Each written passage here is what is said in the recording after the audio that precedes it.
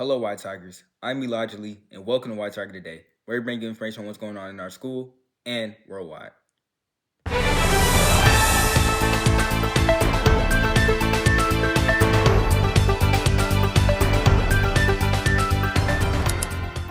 To kick things off, November is National Diabetes Awareness Month, a time to spotlight the 38 million Americans living with diabetes and promote education, prevention, and support.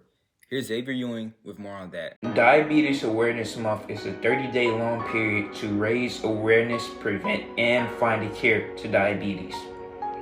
Diabetes is one of the fastest growing chronic diseases in the world and leads to a series of complications such as kidney failure, lower limb amputations, adult blindness, and an increased risk of heart disease and stroke. Many people are at risk of developing type 2 diabetes and may not know it. Factors such as genetics, lifestyle habits, and limited access to healthcare gives a significant risk to developing diabetes. Diabetes Awareness Month is important because the American Red Cross is offering free A1C screening to all blood donors who haven't received a test in the last 12 months. And since March 2025, the Red Cross has provided over 550,000 A1C screenings and notified around 145,000 individuals about concerning results and informed them of proactive steps they can take to better their health. Diabetes Awareness Month is more than just a health campaign.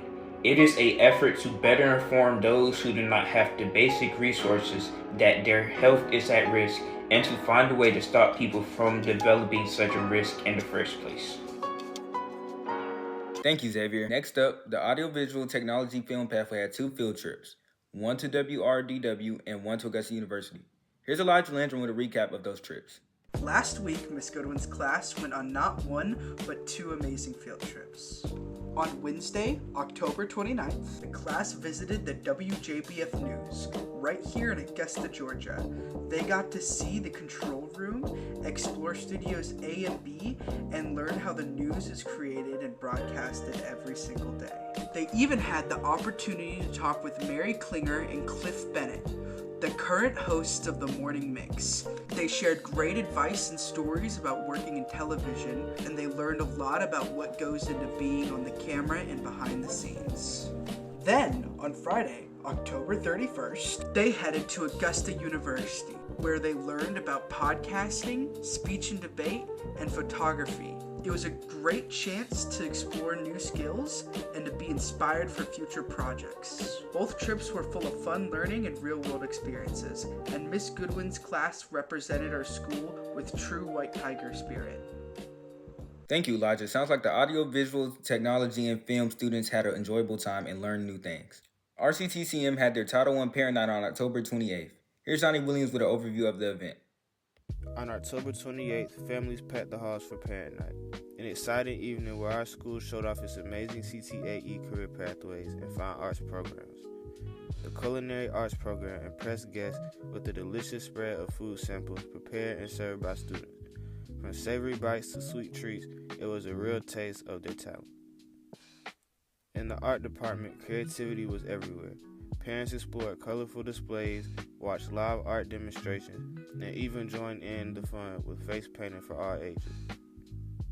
The music program filled the night with live performances that showcased our students' passion and skill. From upbeat songs to classic pieces, every performance captured the spirit of our fine arts program.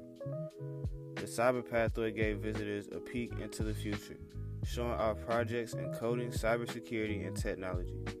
Parents got to see how students are preparing for high-demand careers in tech.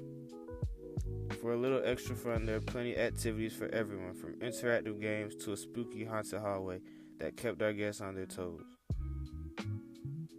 Overall, Parent Night was a huge success, a night full of talent, teamwork, and school spirit.